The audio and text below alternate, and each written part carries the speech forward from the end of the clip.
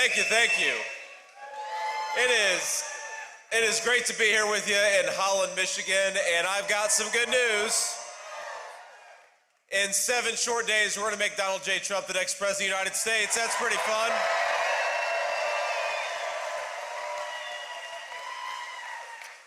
Now, I want to give, before we get started, some shout-outs here to some very special guests. And, of course, first of all, we're so thrilled that all of you are here to join us. I know that we had so many people that we've got an overflow room with about 500 folks, so I just want to say hello to them.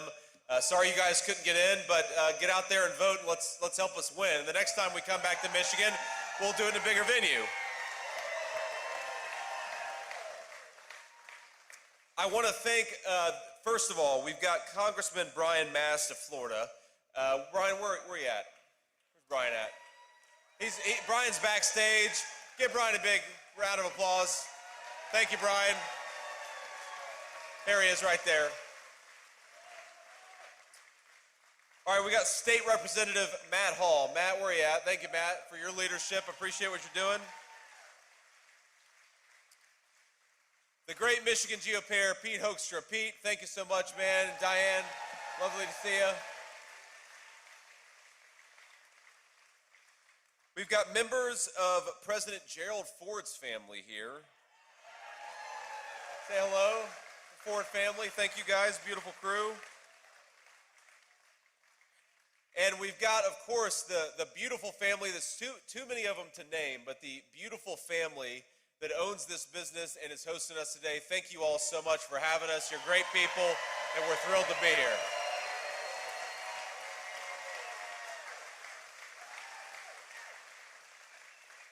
So, you know, I was thinking that I actually feel bad for Governor Tim Walz in Minnesota, and I'm probably the only person in this room who feels bad for Tim Walz because he's actually got, in a lot of ways, the hardest job in American politics.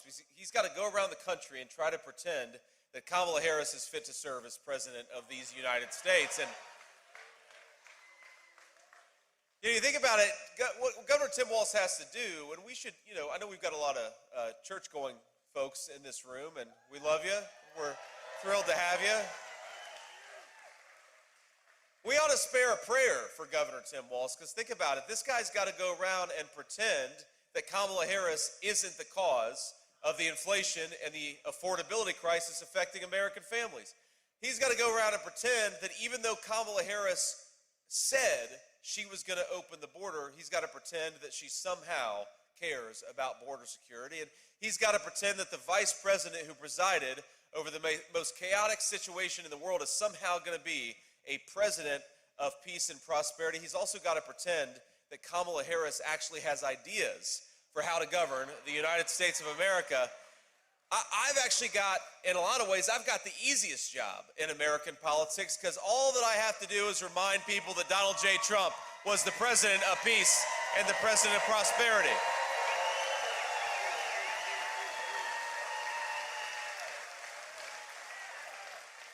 I get to remind people that when Donald J. Trump was president, inflation was at 1.5%. That's pretty good. I get to remind people that when Donald Trump was president, we had the fastest rising take-home pay in a generation in the United States of America. And I get to remind the American people that when Donald J. Trump was president, the border was secure and our country was safe.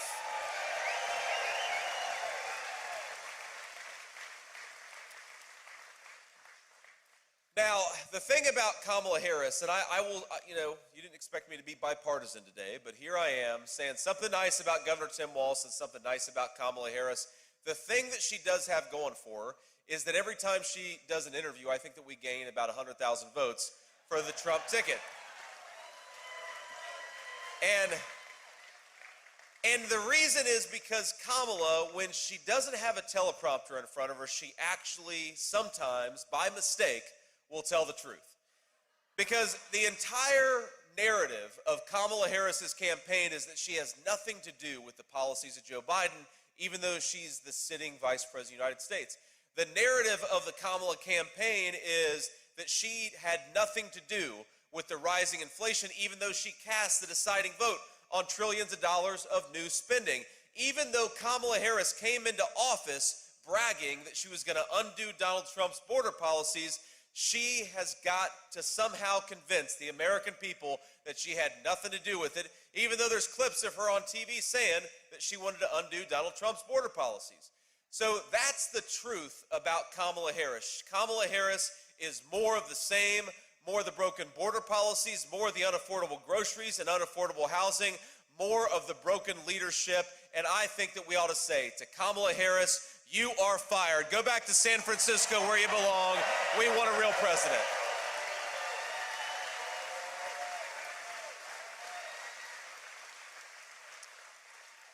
Now, of course, we're going to do that in 7 days, but it's funny, Kamala Harris sometimes gives us a little bit of help along the way, and that's what's so interesting is, you know, the media says that she only does softball interviews, right? So she'll do an occasional interview with a tough journalist, like one or two, over the course of the whole campaign, but she only mostly does softball interviews, and I know we got a lot of baseball fans in the room, and the problem with a softball interview is you've still got to be able to hit a softball. And I don't know that Kamala Harris could hit a T-ball based on what we've seen from some of these interviews. Because again, she is trying to run away in her scripted speeches as far away from the record of the last 4 years as possible. She's trying to pretend that she's the change candidate, even though we know she's the candidate of more of the same broken policies. And yet a couple weeks ago, she gave an interview on The View.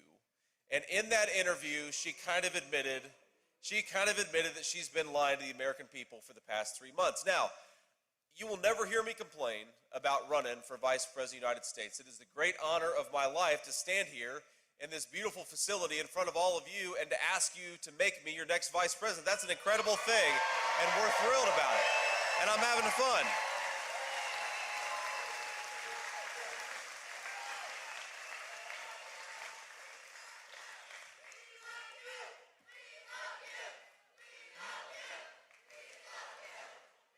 Thank you. I love you too. Ladies, beautiful. Thank you all. Well, look, here's the one complaint that I'll make is that sometimes, as an act of public service, I will watch Kamala Harris on programs like The View so that you don't have to. It's what I'm willing to do. This is a life of service that I've chosen. And a couple weeks ago, she gave an interview that I think really actually blew up her entire campaign. Because the interviewer said, what would you have done differently over the last 4 years? And Kamala Harris says, well, nothing comes to mind. Now think about this. She's been running away from the last 4 years, her entire campaign, but in one 15-minute segment, she said nothing comes to mind that she would do differently from Joe Biden. Now, I will say in her defense, that could very well be the slogan of the Harris-Walz campaign. Harris-Walz, nothing comes to mind, because when she...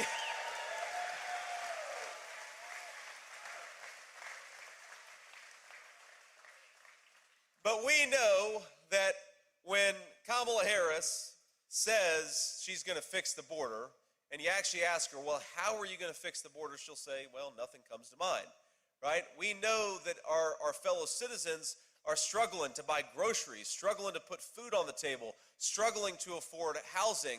What is Kamala Harris's answer to those problems? Nothing comes to mind. And this is true of nearly every problem we're confronting as a country, and we can laugh and we can have a good time. And by the way, I think that we're having a lot more fun on the Trump campaign than the Harris campaign is having right now.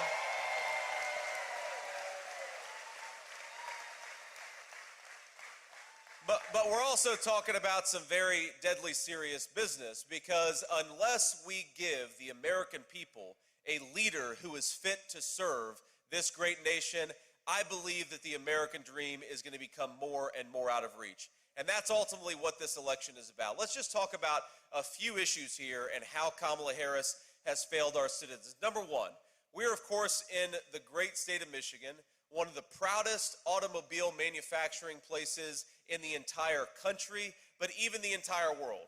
And yet Kamala Harris came into office promising job-killing EV mandates and subsidizing rich people to buy electric vehicles that are made in China instead of supporting the great Michigan auto workers who build the best automobiles in the world. Now, I think that's a scandal. President Trump and I actually take a slightly different approach to the car issue. We think, number one, that we ought to make car loan payments tax deductible to empower Americans to pay their bills. But we also follow a very basic principle that this is the United States of America, and so you ought to be able to drive whatever automobile you want to, because we believe in the freedom to choose.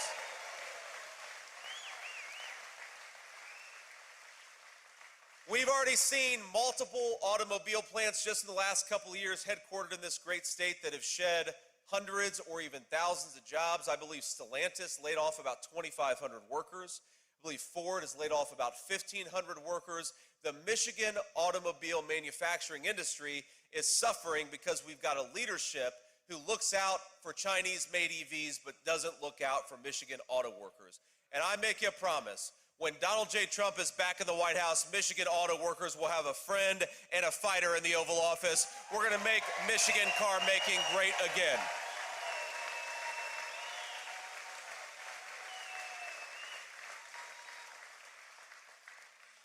You know, it's being here is fun, but there's a certain sadness when I talk to people because they recognize that financially they're worse off than they were 4 years ago.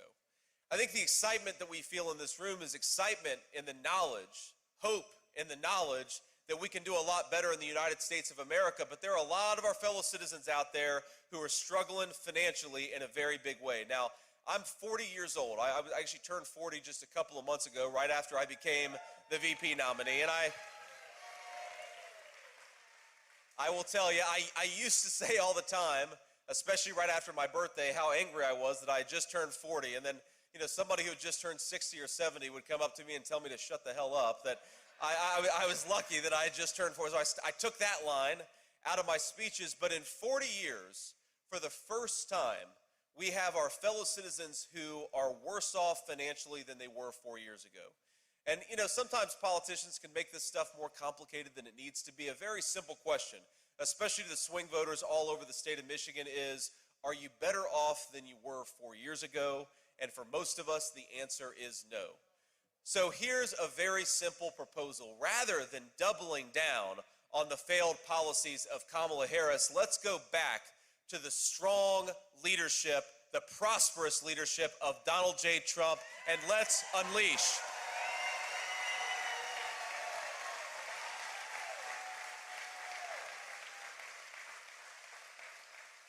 Let's unleash a golden age of prosperity, the likes of which this country hasn't seen.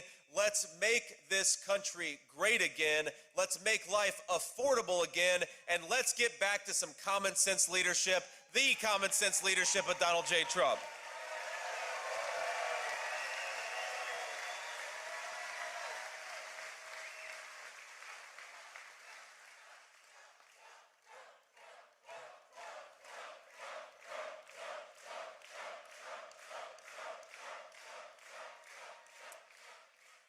So for the swing voters at home, I just want to walk through a few of the ways in which things have gotten much worse for the common people of our country.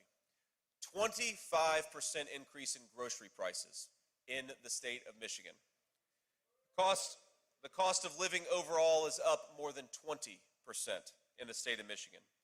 Inflation under Kamala Harris has cost the average Michigan family $29,000. And at the current pace, it's costing the average Michigan family over $1,000 a month. Think about this. You're paying more than $1,000 a month just to afford the basic necessities, the things that you could have afforded for much less when Donald J. Trump was President of the United States. Home prices in Michigan are 41% higher under Kamala Harris's leadership. And importantly, and this one really worries me because this suggests our fellow citizens are hurting, credit card delinquencies are up over 9% in this country. That means a lot of our fellow citizens cannot afford to pay their bills. So, for a lot of the folks at home, the people who are watching the clips, it's very, very simple. We have got two choices in this country. We have got the pathway of higher grocery prices, higher housing prices, a wide open southern border, and then we've got the Donald J. Trump pathway of peace, prosperity, and an affordable American dream. In 7 days, let's choose the pathway of peace and prosperity.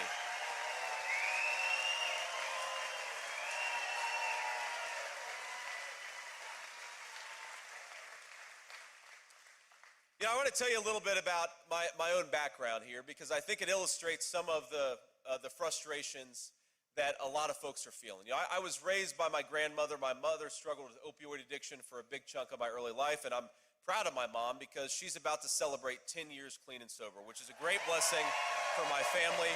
Thank you.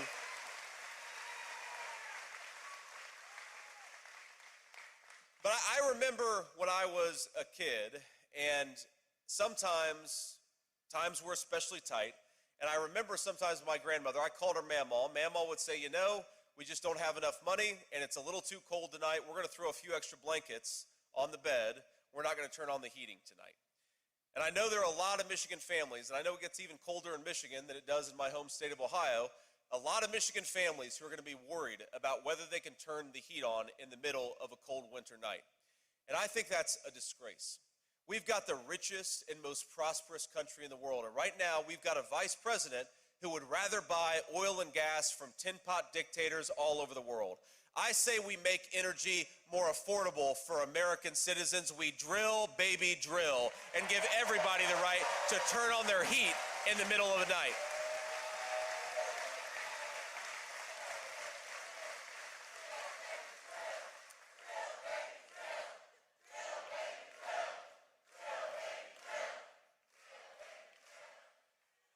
You know, it's funny, when the media sometimes they'll ask Kamala Harris, they'll say, well, what is your exact plan to lower the price of groceries and housing and all the things that have gotten more expensive thanks to your policies? And Kamala will say, well, you know, I grew up in a middle-class family.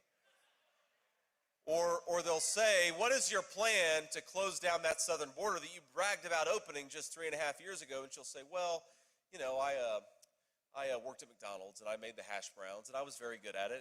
And by the way, I don't even know if I believe that anymore. I think that maybe President Trump has worked at McDonald's for longer than Kamala Harris has. But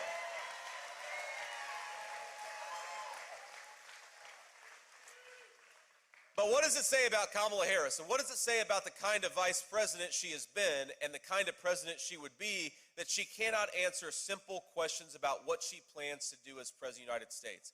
And one of the things that I think it says is that Kamala Harris is not so much a candidate as representative of a broken machine in American life. She doesn't so much want to be the president. She wants to just follow orders, I believe, from the same people who have broken our country over the past 20 years. Think about it. How can Kamala Harris, who is a member of the political party that has governed this country for the past 20 years with the brief interruption of 4 years of Donald Trump's leadership, how is it possible for her to stand on a stage and blame Donald J. Trump for the very things that she has done? You do that when you don't have any ideas, and you do that when you have no idea what you want to do as President of the United States. And set to the side any policy disagreements that we have with Kamala Harris. I am terrified about having a person like that sit in a room with Vladimir Putin and Xi Jinping if she cannot answer friendly questions from the friendly American media. How can we possibly expect her to negotiate on our behalf in front of the world's worst people? We can't.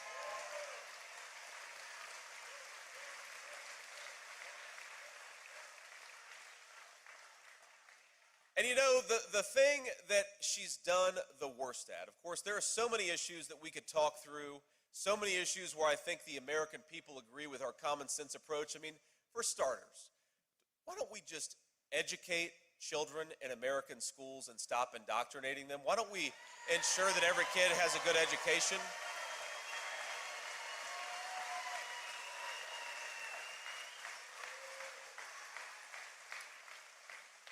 When we've got $1.7, $1.8 trillion deficits every single year, why is it that Kamala Harris wants your tax money to fund sex changes for illegal immigrants? That's pretty crazy. So we could go through so many issues, so many areas where Kamala Harris has failed, but I think there's no issue where she's failed more significantly than what's going on at the American southern border. And we've got to remember, again, that she came into office bragging that she would undo Donald Trump's Remain in Mexico policy, and she did. She came into office saying that she would suspend deportations, and she did. She came into office saying that she would stop building the wall, and I've been to the border more than our illustrious border czar, and you will find pieces of that beautiful border wall just laying on the ground, rusting and collecting dirt because Kamala Harris refuses to do her job. Now, President Trump and I have a slightly different approach when it comes to border security. Our attitude is, if you came in this country illegally, pack your bags because in 3 months you're going back home.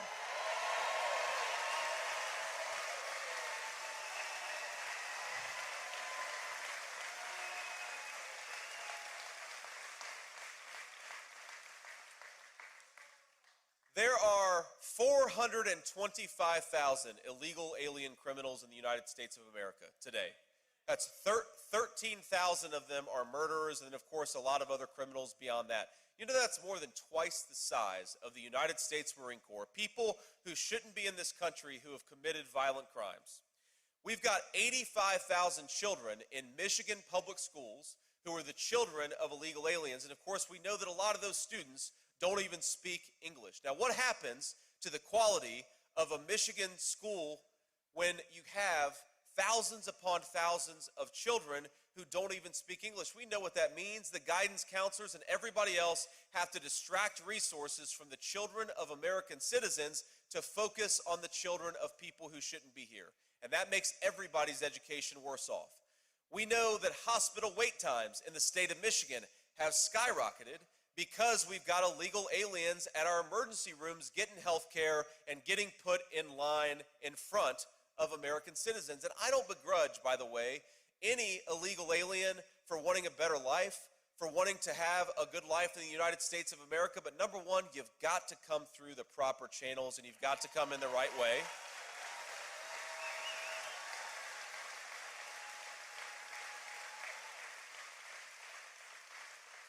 And number two, the interests of the American people. That is what the American president serves. We've got to have an American president who puts our citizens first, puts their interests first, and spares their compassion for the kids in the United States of America that don't have good health care, don't have good access to education because Kamala Harris won't do her job.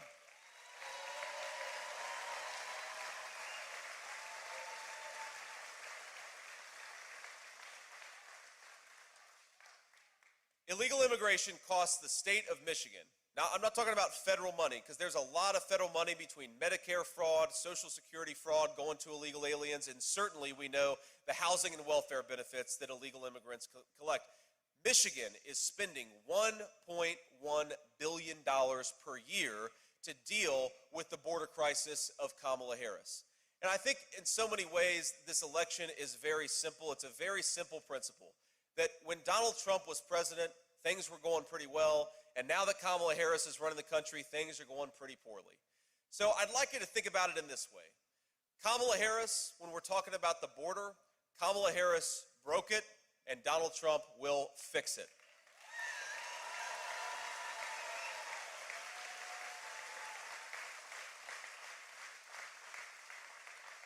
The cost of living is over 20% higher for Michigan families. On the economy, Kamala Harris broke it, and Donald Trump will fix it.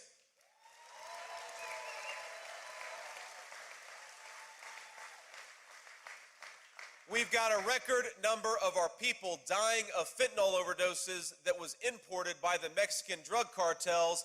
I think that we ought to use the U.S. military to go after those drug cartels and stop the flow of this poison into our country.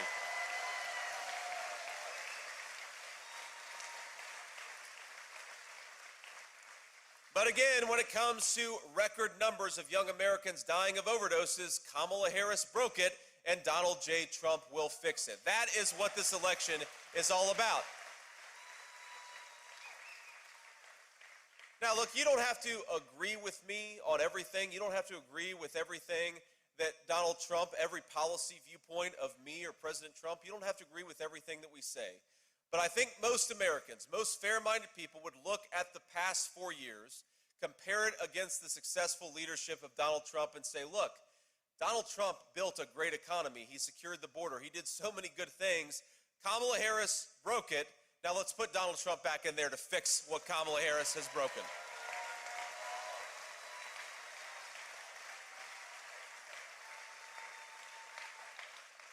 Now, I want to say just a couple more things before we turn it over to a few folks from the media to ask some questions, and then, of course, I'll answer them. One thing that tells me that Kamala Harris's campaign is going poorly is how she has decided to go after her fellow Americans down the stretch.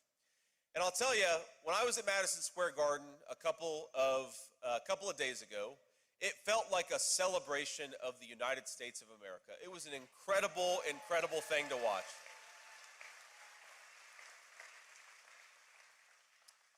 You know, my kids were there, my wife was there, my 7-year-old told an inappropriate joke to Donald J. Trump, which, you know, luckily the president took it in stride. We had great singers, we had American business tycoons, and of course we had our favorite president. And it just felt like a lot of people were thrilled to be there to celebrate the United States of America, our history, and most importantly, what our future could hold if we fix the broken leadership. That's all that Madison Square Garden was about a couple years ago. Sorry, I mean a couple days ago. But here's what Kamala Harris and her team have decided to do over the last couple of days. They've decided to compare Donald Trump's rally in Madison Square Gardens to a literal Nazi rally almost 100 years ago in this country. They've done it. You can go watch the clips yourself. Even though I believe Bill Clinton, just a few short years ago, accepted the Democratic nomination in Madison Square Gardens when a bunch of people who just want to close down the border and get back to affordable prices gathered to celebrate the future of our country, they called us literal Nazis. That is the Kamala Harris strategy down the stretch. And I want to ask a couple of things. The first thing I want to ask is for us to not take the bait. And here's what I mean by this. I asked for this. Donald J. Trump, he asked for this. But our fellow citizens, whoever they're ultimately going to vote for, we love our fellow citizens and we want Trump to be president so that they can have a better life. I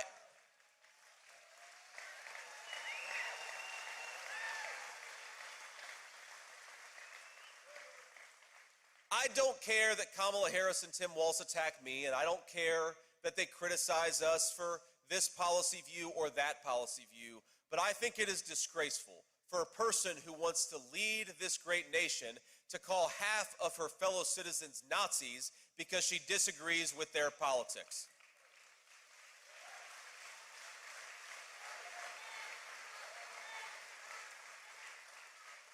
At Madison Square Gardens, and I assume that Kamala Harris doesn't know that, at Madison Square Garden that night, there was a 94-year-old Holocaust survivor who is about as MAGA as it gets, and he was there to support Donald J. Trump. How dare Kamala Harris call that brave man a Nazi?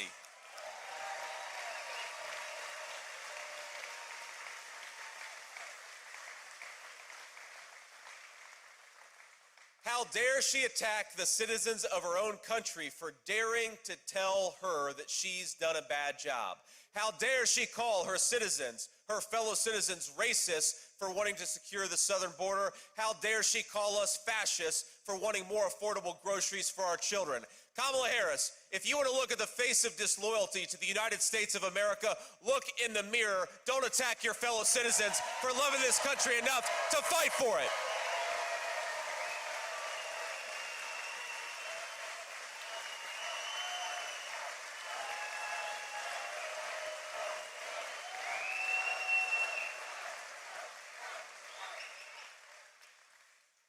One final request I want to make, and Pete Hoekstra would be mad if I forgot this part. In some ways, it's the most important part, because as fun as this is, and importantly, as much as we've got important work to do, we cannot do that work unless we get Donald J. Trump and me and a lot of our other candidates over the finish line. So I want to make 3 requests of you.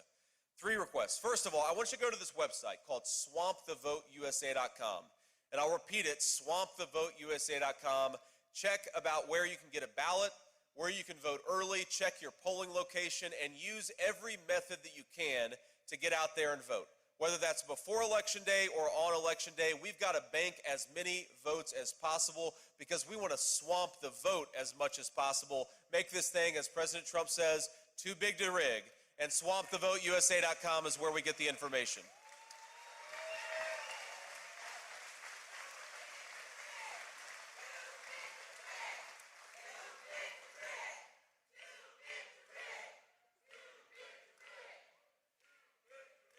The second request I want to make is for everybody, and I see a lot of you got your phones. Take out your phone and take a photo before we wrap. And again, we'll have a little bit of time because I'm going to take some questions from reporters and post on social media, send texts around, make some phone calls. Just talk about why you're voting for Donald J. Trump.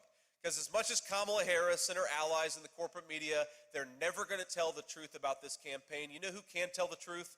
All of us. So let's get out there and tell that truth for the next 7 days. And the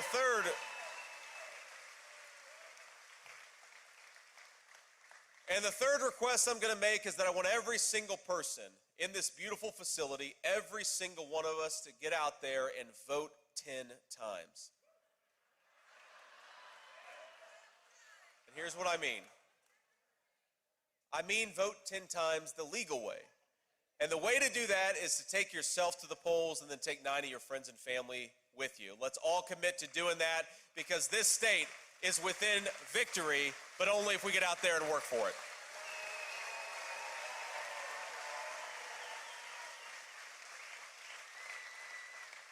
So let me take a few questions from the reporters, and then I'll leave you all with a final thought. But I really appreciate y'all being here. And now, we'll do what Kamala Harris refuses to do, which is just take questions from the American media. Sir. Yeah, Senator Vance, Sam Lanster from Fox 17, the local Fox affiliate here. This area of Allegan County is traditionally votes Republican, and when you were most recently here at the Berlin Raceway in Marne, that is also an area here that's traditionally Republican. Is that the strategy of your campaign, kind of in this final stretch here in this part of the state, to kind of energize, more target specifically, your voter base? No, I think our strategy is we want as many people out there, just to put it very simply. This is going to be like a John Madden football commentary. You remember John Madden? He'd always say, well, the Bengals really need to score more points than the Eagles to win this game. It's like, all right, thanks, John. Our strategy is to get as many votes as possible from wherever we can get them. It's very simple, actually. And look, yes, we're in an area, obviously, with a lot of loyal Republicans, but we're also, I guarantee there are a lot of Democrats and independents in this room who are sick of the garbage and want to get back to common sense. So we're going to get everybody to the polls. But if you look at just where I've been in Michigan over the last couple of weeks, where President Trump has been in Michigan, I mean, I was in a couple of pretty blue or at least purple areas of Wisconsin yesterday. The president and I are going everywhere. We're going to the urban areas, we're going to the suburban areas, we're going to the rural areas because we think that every vote of every American citizen counts, and we just want people to have a better life. It's very simple. That's the message.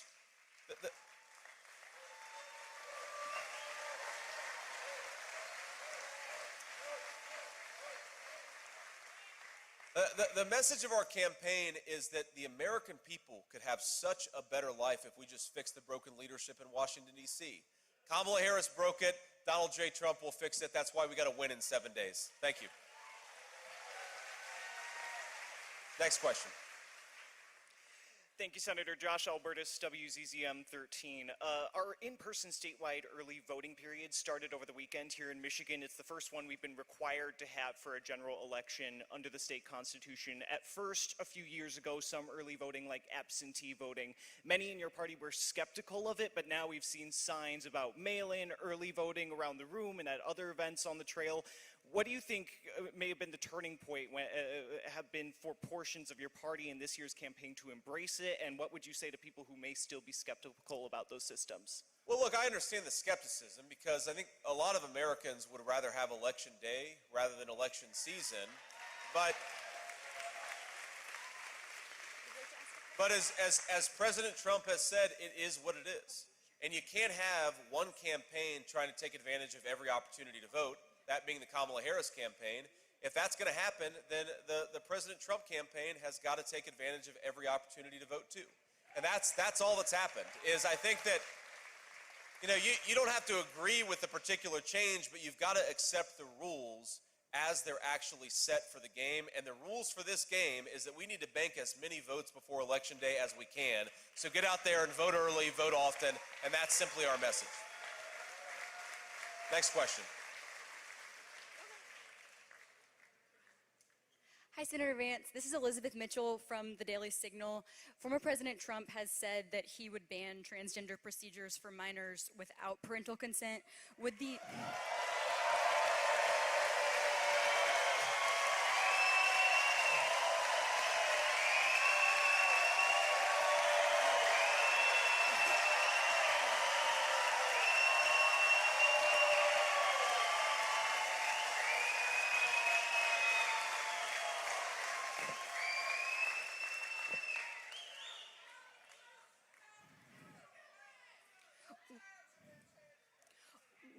Would the Trump-Vance administration consider banning sex changes for minors in all cases with or without parental consent?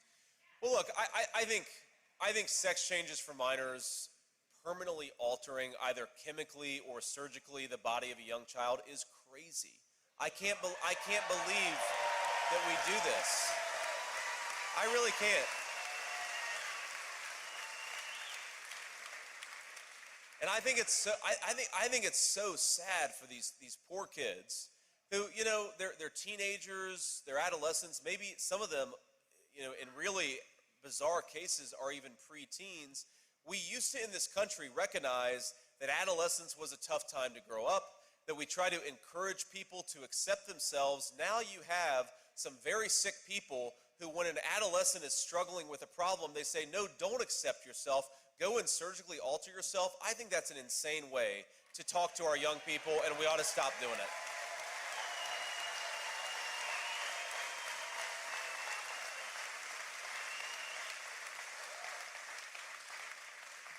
We'll do one more question. Senator Vance, Rick Albin at Wood TV. Across the 7 battleground states, you and Donald Trump lead. But many of those states, at least 5 of those, are below single digits. Sure. 3/10, 8/10 in the state of Michigan, 2/10. It's one of the closest races that I've seen in a long time covering presidential races. How concerned are you that those margins are too small and hard to defend? I am extremely concerned that those margins are too small, which is why I'm here telling everybody to get out there and vote as much as you can. Get your friends and family to the polls. This is not, it raises a good point. I mean, knock on wood, because I'm a little superstitious here, but look, we are in a very, very good place in this race. I really do believe that Donald J. Trump is going to win the state of Michigan and become the next president of the United States.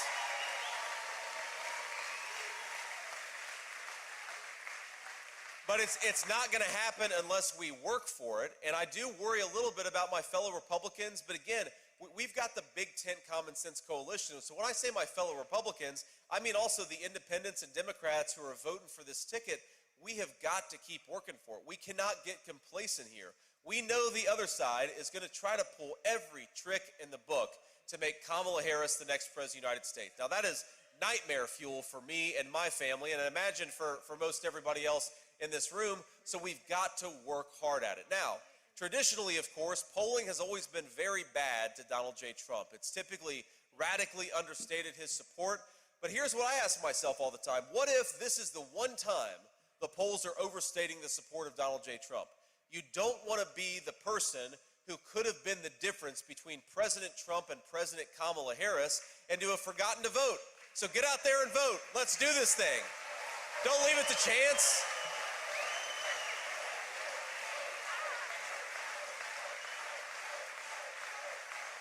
Because here's what it's ultimately at stake. And I want to remind you, as you're working hard over the next 7 days, and again, we've got plenty of room and plenty of space for people who want to volunteer, who want to phone bank, but the most important thing you can do is to get your friends and family who would vote the right way, make sure they actually get out there and get to the polls. Because a lot of folks, what we see right now is that Democrats are not getting their people who don't vote that often, those people are staying at home for the Democrats. The people who are going to vote for Donald Trump but don't always vote all the time, we got to make sure they get out there and get to the polls. That's really the name of the game. But we got to remember, this is not about beating the Democrats for its own sake. As much as fun as it will be to beat Kamala Harris and the Democrats on November the 5th, trust me, I'm going to enjoy it more than any person in this room. Why are we trying to beat the Democrats in this election? It's to give the American people the leadership that they deserve. That's what this is ultimately about.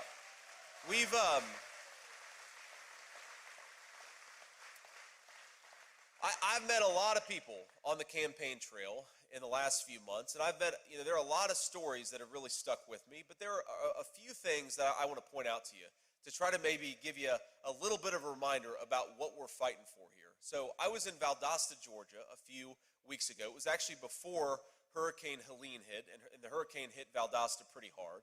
And I was in what the sheriffs called the interdiction room, where they got all the drugs and all the illegal guns that they had captured from the Mexican drug cartels, and they put it all in this room. And it's, bags upon bags of marijuana. There's illegal guns on the table. There's pills. There's fentanyl. There's meth. There's everything in this room. This small Georgia community overwhelmed with drugs, trafficked, thanks to Kamala Harris's border policies. And I looked on the table. There was something out of place. It was Sour Patch Kids and Nerds candies. I said, what is that? That doesn't look like drugs to me. And the sheriff said, yes, sir, that actually is drugs, because the Mexican drug cartels have figured out that if they disguise the illegal drugs to look like child's candy, they can traffic it into our country much easier. And we all know, especially those of us who are parents and grandparents know, that what's going to happen is one of those packets of candy is going to find its way to a playground in the United States of America.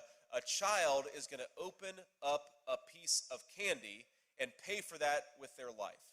And that is what Kamala Harris's border policies are doing to this country. I mentioned that my mom struggled with addiction. Well, we got a second chance with my mom, and now I don't go a day without thinking what an incredible grace and what an incredible blessing it was that I got to see my mom become a great-grandmother to our 3 children. But how many, when 100,000 people are dying of drug overdoses in this country every single year, how many American families are getting robbed of their ability to get that second chance with their loved one, with their kid, with their mom or dad? That is what Kamala Harris's open border is doing to this country. I'll tell you about another woman I met. She told me that for 40 years, and this is a retiree, for 40 years, she and her husband did steak night on Friday night. I'm not talking about going to a fancy steakhouse to get a steak. I'm talking about going to the grocery store and grilling out. And we all know that it's those little rituals with our friends and family that actually make life meaningful and worthwhile. These are the things that we look forward to. For 40 years, she had done steak night in good times and bad, and she stopped doing steak night last year because under Kamala Harris's unaffordable groceries, she just could not afford to do steak night with her husband. But she looks forward to getting back to it in slightly better times. We've got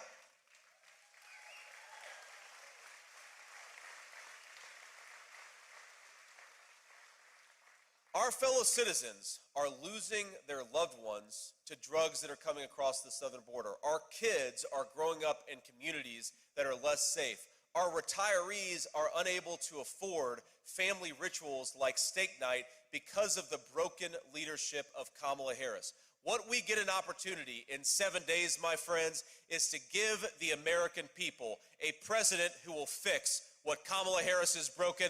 We got 7 days to go. Let's get it done. God bless you guys. Thank you for having me. We'll see you soon.